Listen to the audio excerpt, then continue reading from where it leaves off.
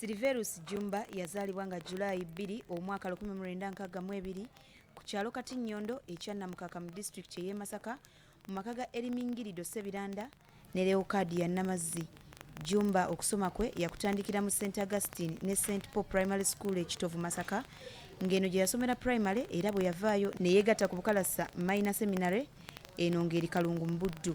Oluvannyuma yeegatta ku seminaali y'enkulu eya St. Thomas Aquinas Major Seminary e Katigondo era ng'eyo gye yava n'amaliriza emisomo gye mu by'eddiini ku ttendekero lya St. Mary's National Major Seminary eggaba mu Kampala.